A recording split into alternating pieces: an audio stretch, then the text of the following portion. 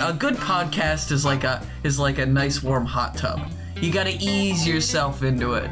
You know, one toe at a time, you dip a toe in. Ooh, that's a little warm. That's a little steamy.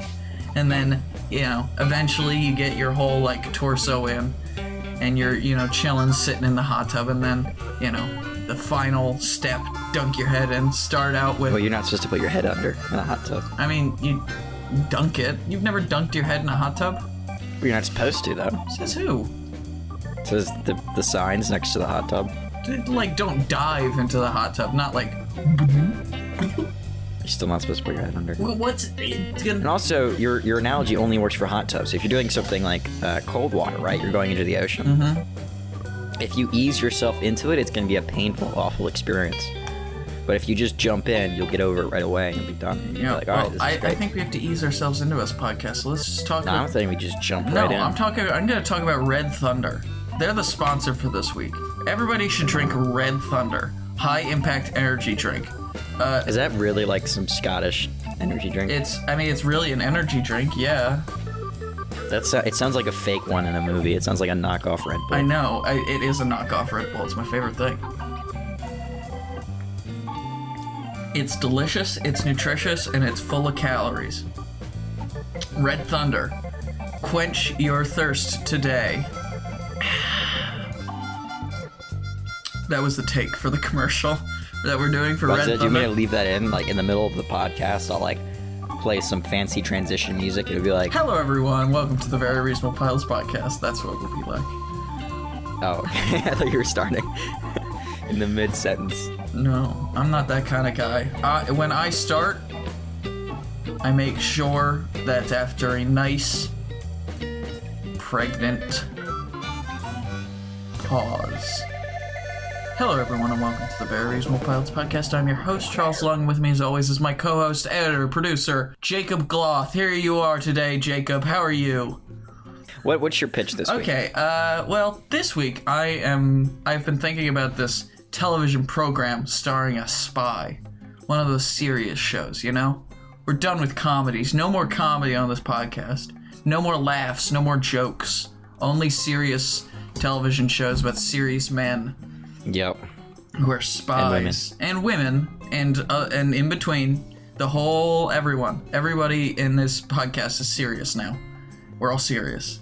And this show, titled John Dove, because, you know, John Doe. John Dove. It's Doe and Dove. Yeah. You really like that name, don't you? He looked so unhappy with me when I said Dove. Folks, I just want everyone to know that, like... Because he's doing some dumb thing with dough and dove, and he thinks it's the most genius thing that's not the most genius thing that's ever been thought of. All right. It's the second.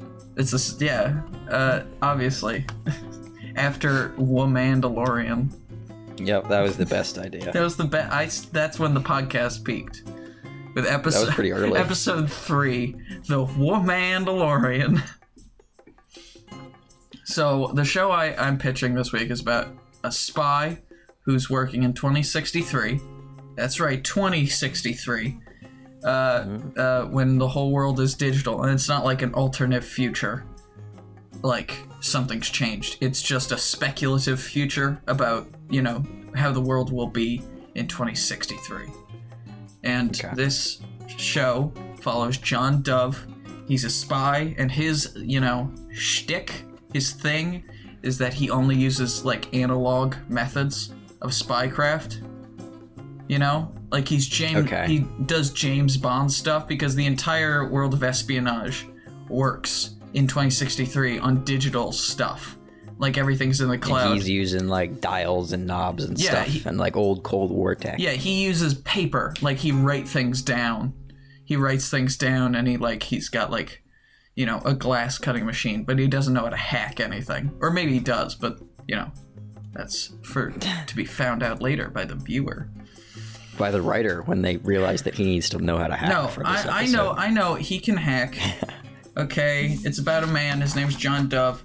He was, he worked for the NSA.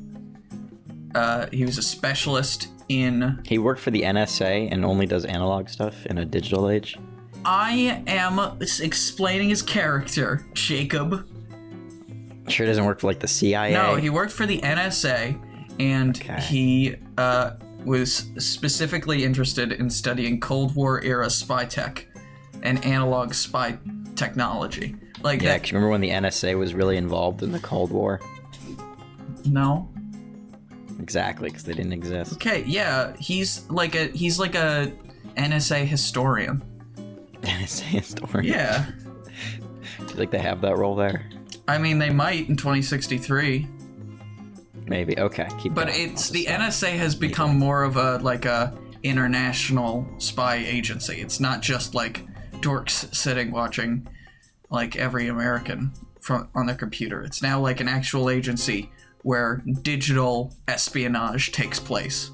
And like there's actual sorts of, missions that people go on and they work for the NSA. So John Dove, we don't know his name. He doesn't know his real name. Was working for the NSA. He was abandoned overseas, left to die in a Chinese prison camp after he was caught by the Chinese government. And he couldn't remember his name, but he had a bunch of money in a Swiss bank. Mm-hmm. He was going around, people kept yelling, "Hey, it's Jason Bourne," and chasing him, and Matt Damon played him. Yeah. Is that where you were going with this? Almost. Close enough. No. I wish. Actually, if we could get Matt Damon for this role, that would be great. But he'd be kind of old. He would be kind of old. But this character's like an old soul. So he's left to die in a Chinese prison camp after he was caught, doing some digital espionage, and he's like left to die by the US government. They've disowned him, and he escapes. And, a couple of years go by, like, I'm thinking that all of this Chinese prison camp stuff happens. 2061 to 2062. 2060 to 2062 is when that happens. Our story starts in 2063. John Dove is living in his car on the streets of New York City. He's got like a super cool spy car, but there's no like computers in it, Like, have you seen? You remember that scene in The Incredibles where he can like do all that stuff with his car? He's got a super spy car. So, John Dove has the same thing. He's got the super weird spy car, and he's just kind of doing some espionage work, for people, mostly corporate espionage, that sort of thing, like stealing information from one company to get to the other. He's kind of like a hired gun at this point. And one day he's walking around, he goes to his favorite coffee shop, comes back, gets in his car, and he notices that there's like an envelope. Like an actual like big manila envelope that's... Wait, quick question, really important. Yeah. This probably might decide the story. What kind of coffee did he get? He likes it black. Oh, wow. Yeah. That's just so typical. Yeah. Oh, big, strong, super spy likes black coffee. Big surprise. Why can't he get like a caramel macchiato? He likes a caramel. He doesn't drink coffee because he doesn't have a toilet because he lives in his car. So he drinks tea. Okay, so he gets like a chai tea. He gets he gets a very, feminine drink of a chai tea latte with extra whip and all this stuff. Feminine drink. Yeah. Wow, okay. Stereotypically feminine drink. Anyone can get that. I got one yesterday. It was delicious. No, I've never gotten one before, but I assume they're good. Yeah, they are. But he finds this manila envelope that just has a man's name. What's his name? A man named Patrick King. Bum bum bum. So the series starts with our guy, John Dove. Like, he's got this information about this ex-CIA agent, Patrick King, who was left to die in the DPRK. Yes. He's basically like the flip opposite of John Dove, because he was also left to die by the U.S. government, but he didn't work for the NSA, he worked for the CIA. Oh. So that he wasn't like... John Dove is doing, espionage. This guy, Patrick King, is like doing torture and like beating people to death and like all this sort of crazy creepy CIA stuff. You know what they do. MK Ultra. Well, I don't know what they do, but like I assume what they do. Yeah, shooting children. Like Patrick King is killing children, whereas John Dove is like stealing information about, nukes or something. So I'm not exactly sure how the investigation would happen. Nice. What? I'm not like, I don't have every step planned in my head. For what happens in each episode. But I think that an FBI agent, maybe a spunky, young, naive FBI agent, like, sees John Dove once, like, in the street, and he's, like, supposedly dead. Or, like, according to the NSA, he died in action or whatever. So, he sees him, and maybe he was, like, a rookie, and now he's working for the FBI.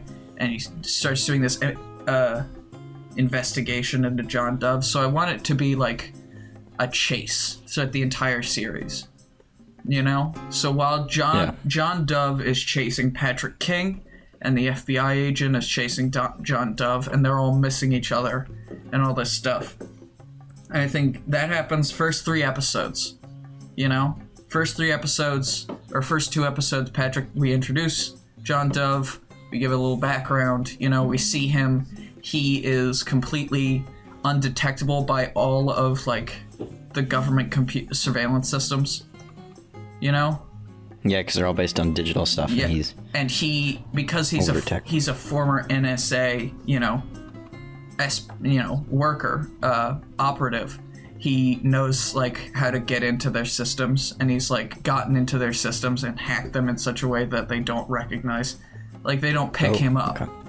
If I could interject, so you don't really have, in the beginning, you don't really have a reason why he only uses analog stuff, and you could make this his reason. So maybe in the beginning he does use digital stuff, but because he's now, like, an ex-agent, and the government's hunting him, he switches to only analog stuff because he doesn't want them to pick him up. Oh, yeah, that's a good idea.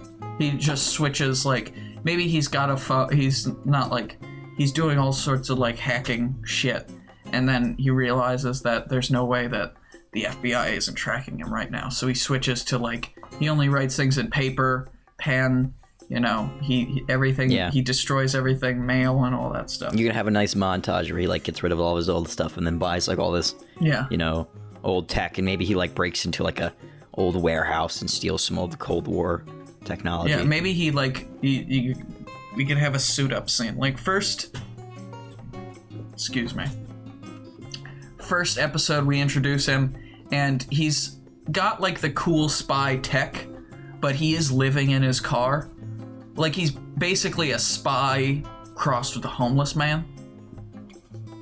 So he's got, like, a James Bond-style suit on, but he's, like, all, disheveled and raggedy.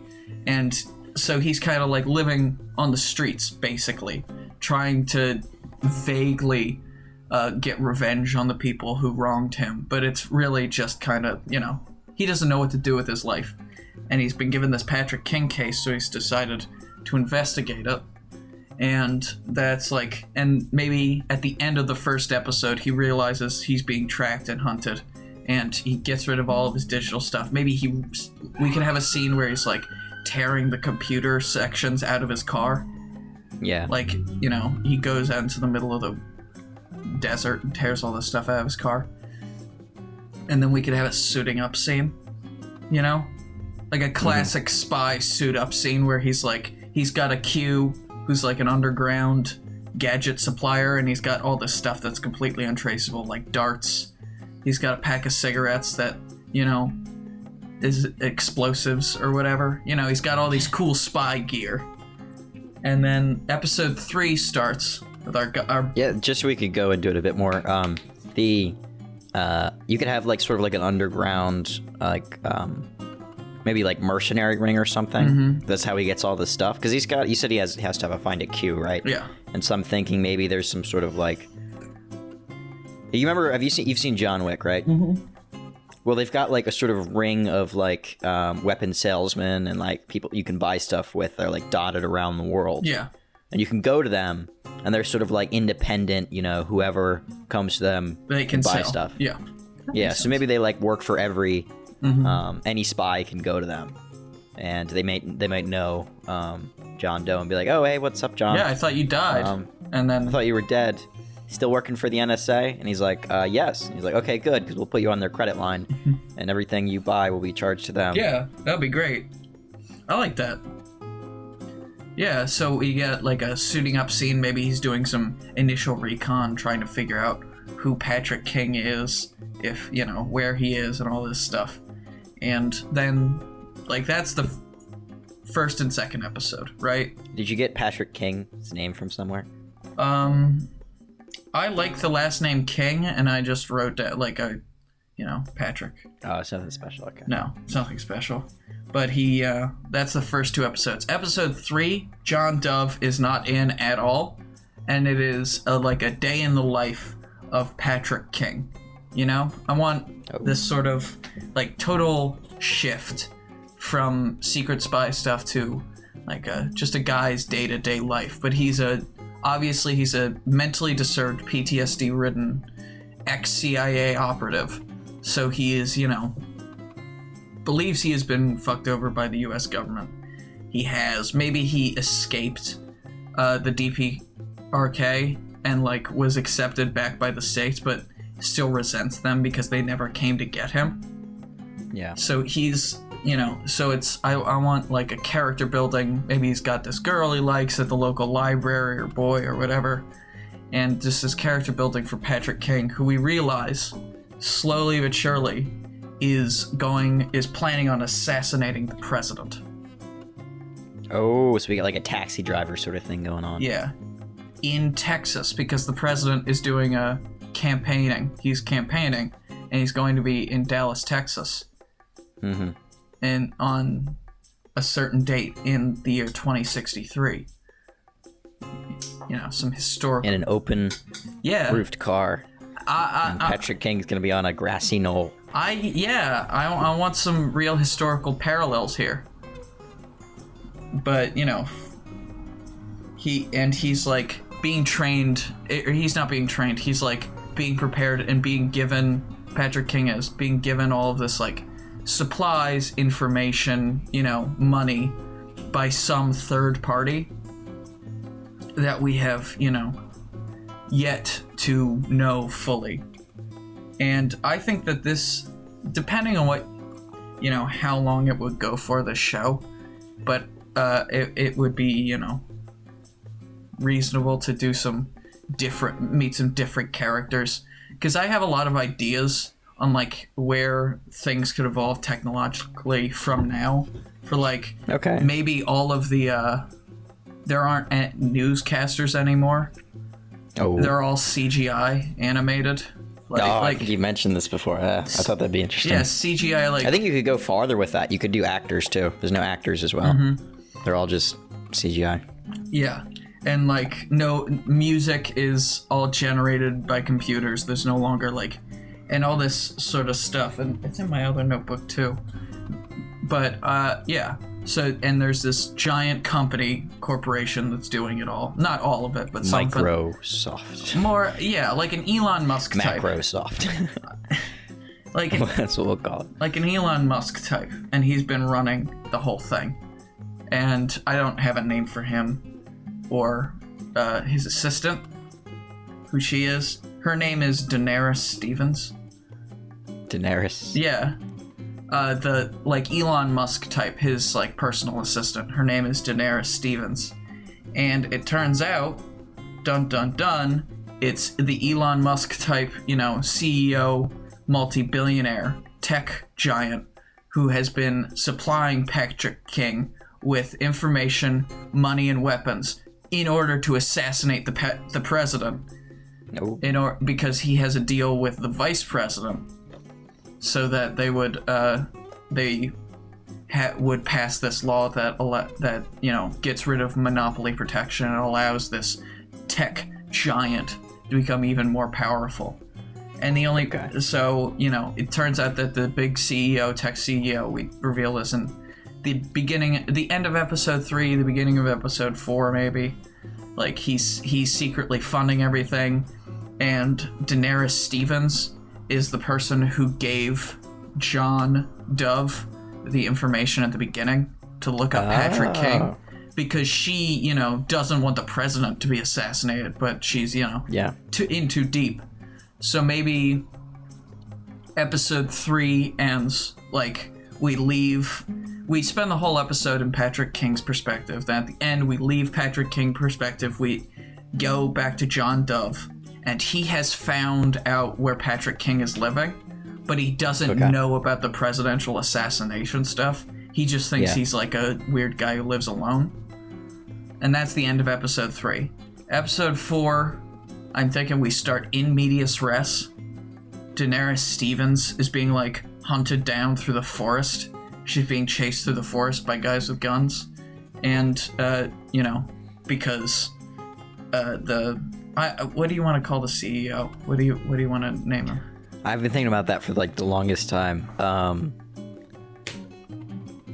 Bill Williams. Dusk. I like Dusk. Bill Dusk. So you just call him Mr. Dusk. We don't have to give him a first name. Yeah, Mr. Dusk, because like he knows that Daenerys has been Darren Dusk. Ew. Derek Dusk. Derek Dusk, like Derek Powers. I've been watching a lot of Batman Beyond recently. Okay, Derek Dusk, Mr. Dusk. Dusk has been like he knows. Is he smart? Is it Dr. Dusk or is it Mr. Dusk? He's one of those people that could have gotten a doctorate.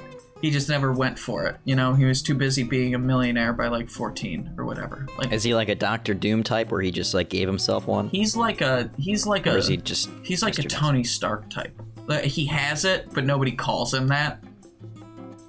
Like, okay, so Mr. Dusk. Yeah, he goes by Mr. Dusk, but he has like 3 doctorates or whatever. Okay. And like he knows that Daenerys has betrayed him and is trying to like help John Dove stop Patrick King from assassinating. So he has her like killed, and right at the moment that you think, obviously the moment you think like the goons got the gun to the back of her head, John Dove like hits the guy with his cool spy car and starts like getting into a fight with them while she runs away, that sort of thing. And she knows all the information, and Dusk has all the, and Dove has all the skills. Oh, Dove and Dusk, I like that. I like it. Should we call him Dawn? John Dawn? No, that's terrible. No. Yeah, that's really bad. And then episode 4 is them like meeting John Dove, and all that stuff happens. Episode 5 and episode 6 would be them traveling to Dallas, because I'm imagining all of this takes place at the beginning in New York, and like Patrick King is being flown there by Dusk in like a private plane that's been unlabeled and completely untraceable to him, but he's doing it. And then so Dove and Daenerys have to drive down to Denver. Or not to Denver. They have to drive to Denver, and then from Denver, they have to buy some weed, and then they have to drive from Denver to Dallas and stop pretty dumb. Stop the presidential assassination. But so how does we don't know if they did or did not. How does Dove know that Daenerys is about to be attacked? How does he know who Daenerys is? I'm thinking about that, because he can't. Maybe there's he gets another letter in his car, and as she is walking back from delivering the letter, that's when Dusk is like, "Oh, okay, I know I have to kill you now." Okay, and he probably just gets back. Yeah, and Dove, and maybe he sees her drop the letter off because he's been waiting to see who's dropping letters, and he somehow knew that he was gonna get another one. Or maybe he was just in like a coffee shop next to his car. Yeah, and he like looks out and said, "That lady just put a letter in my car. Oh, they're trying to kill her now." Huh. Or maybe it's like she gets back to Daenerys gets back to Dusk. There's a lot of D names in this show. Daenerys gets back to Dusk. And they're like, all right. You could get rid of Daenerys, because maybe I think the pop culture reference might be too much for. It's not even a pop culture reference. It's that that people actually named their kids Daenerys. I know, but like that they named it because of the show. Yeah, exactly. But by 2063, Daenerys will not be that weird of a name for someone to just have. Yes, but the show isn't coming out in 2063. Yeah, I know, but people will have that name. Okay. Yeah. I'll allow it. Yeah. Yeah, maybe she gets back to Dusk. He's like, all right, I'm gonna kill her and go, we tracked you where you dropped the letter off. Go, kill the guy she dropped the letter off to. And so they show up. He kicks their ass. John Dove kicks their ass because he's a super spy. And he's a regular spy. He's not super, but he's a spy. And he's like, where, blah, blah, blah, blah, blah. They explain. He goes, gets her. They drive to Dallas. And then, do they or do they not stop the presidential assassination? Is this for season 2? You decide. Or are they just not gonna tell us? I don't know. I think it would probably end with, goes black. You see him leaning up, on the rifle, eye through the scope, aimed at the president's head. And then you cut back to Dove running up the stairs, and he's sprinting.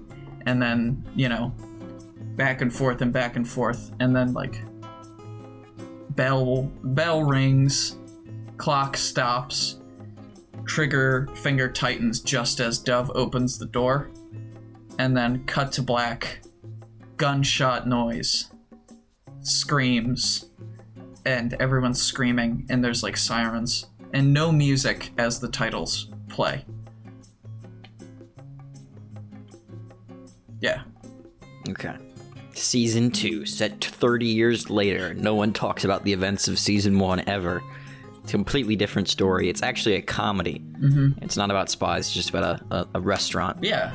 They use the same name as the name of the show. It's John Dove's Pizzeria. Hey, pizza pie. I'm a spy with my pizza pie and my pie. And they're like, did you name... The only time they reference season 1 is they're like, did you name the restaurant after that one spy guy? And they're like, did you name it? No, that's just the owner's name. They're like, oh, okay. Did you name the restaurant after that guy who assassinated the president last year? No. Oh, okay. Just checking. I just, in case somebody forgot that the president was definitely assassinated last year. Yeah, he's 100% dead. And all the efforts of that one guy were complete failure. Yeah. And his kid was doing that thing. He was doing the, what the JFK Jr. thing, where he's got the saluting at his father's. They did that. They did the whole shebang. And then, that law that was passed that let the Musk or the Dusk company take over everything. They own us now too. Yeah, they own us as people. I've told you about my idea that people change their names for companies, right? Yeah. Or it's like we're I don't know. Dusk. I'm Darren Dusk because I work for Dusk Corporation, so I changed my last name to Dusk. I think it would be more like students. These corporations will fund students from other countries to come to America and go to university here, but you have to change your name to the company. So it's like, hi, my name is Derek Dominoes. Nice to meet you. And so you just have 6 guys in your class all named Dominoes. And you're just like, well, I guess, do you guys want to order? Go get Domino's pizza. Exactly. But that's really my idea. I very much am interested in the idea of a spy who has all of these, secret things hidden on his body. Like a shoe knife and a compartment in his tie. And one thing is he's got a pack of cigarettes that are poisonous, more poisonous than regular cigarettes. Oh, so he'll give a cigarette. Someone will be like, "Hey, can I bum a cigarette?" Yeah, and they'll be like, "Sure." And then he gives them a cigarette, and then they die. Yeah, but they're all poisonous, and he's inoculated himself to the poison. Oh. So okay. maybe there's 2 packs. So he'll share a cigarette with someone, and then they'll be like, they'll pass out, but he's all right. Maybe he's got 2 packs of cigarettes that look exactly the same. One of them is poisoned and one of them is not poisoned.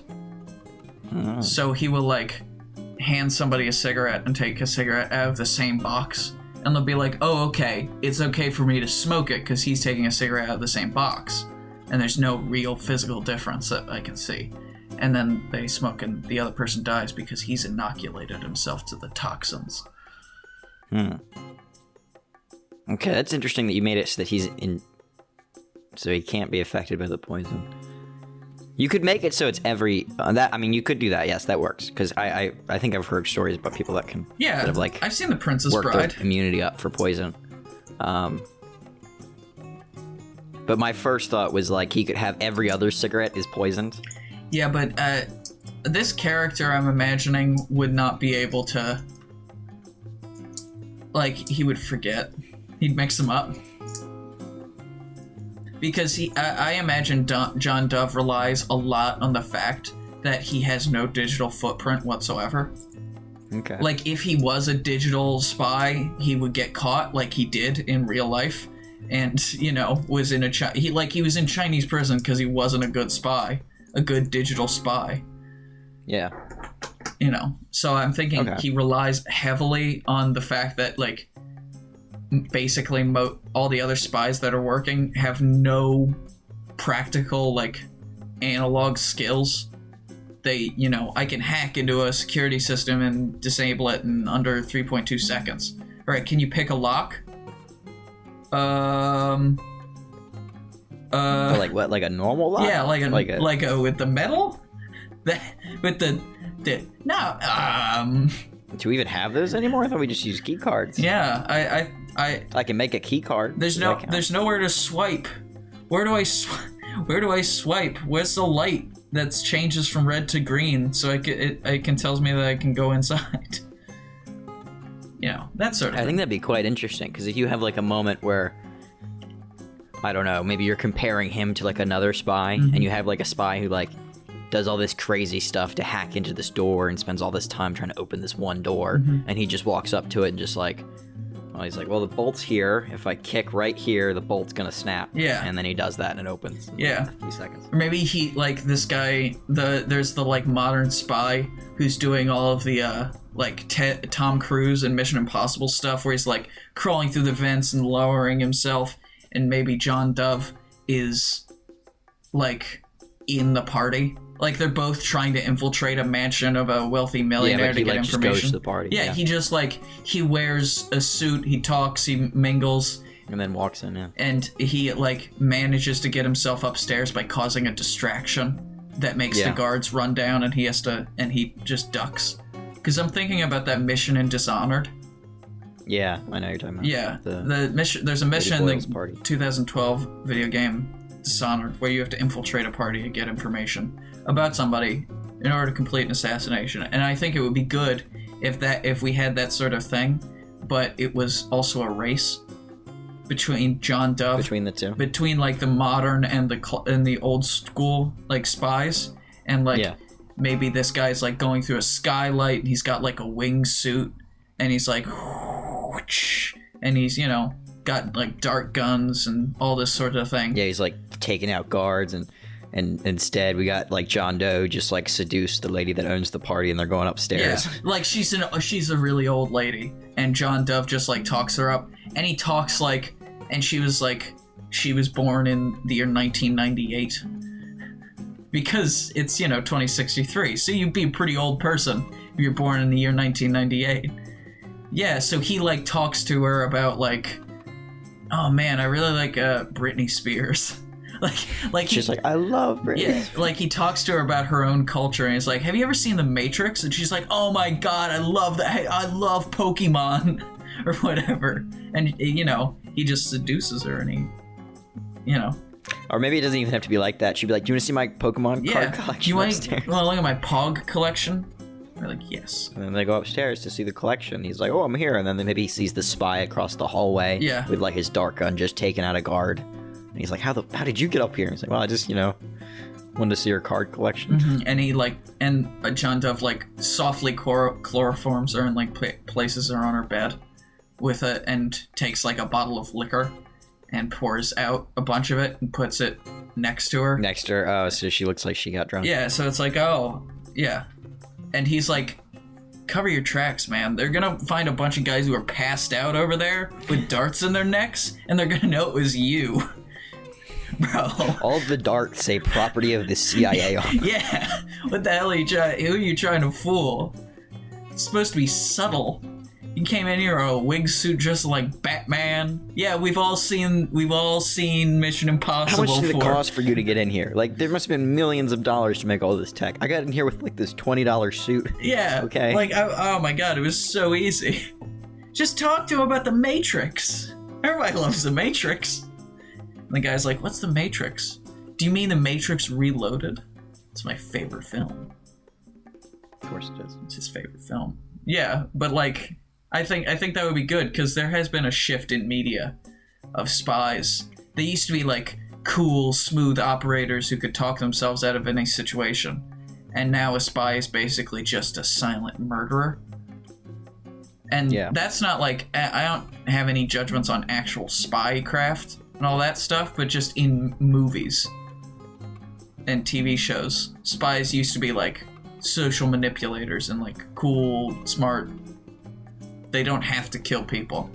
Like James Bond, you know, doing in Casino Royale, like talking his way. Well, no. Into the game and then winning the poker match. Exactly, and then getting hit in the nuts with that whip, that rope. What happened? Yeah. All right. Well, that is basically all I have. I don't think it was that movie. Or no, maybe it was that movie. Yeah, it was Casino Royale. He got into that's what I'm saying. But he, I think it was Casino Royale where he did this. Where like he got into like the villain's house because he just seduced his wife. Yeah. Like that's how he got in. He didn't, break in at night with a gun. Mm-hmm. Yeah. He got in like a legal way. He didn't, Tom Clancy his way into the building. He just, he socially manipulated his way in because he's a spy, and that's what spies. Not like a spec ops operative. Yeah. I think it would be funny if we had a scene where John Dove is like chastising the other spy. He's like, "Did you kill those guys?" And he was like, what? I mean, yeah, they were, enemy operatives. That guy's got a daughter. I was talking to him outside. Her, oh my God, poor Rachel. She's not gonna have anyone to take her to the daddy-daughter dance tomorrow. You really are a piece of shit, you know that? Why do you have to kill them? They're just regular, they're just people. Just knock them out. Or better yet, don't go near them at all. You kids today. And it's like, you're the same age as me. I was like, yeah, but I'm better at this than you are. Obviously. And then he and that's happening as he, backs up towards a window.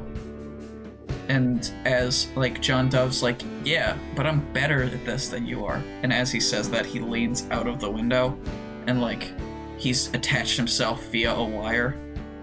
Yeah, as he's going back, and then he sort of rappels down. Yeah, and then he rappels down super cool, and just as he does that, guards burst in the door. And, and the other guy has to dive out the window into a pond. Yeah. I think that'd be good.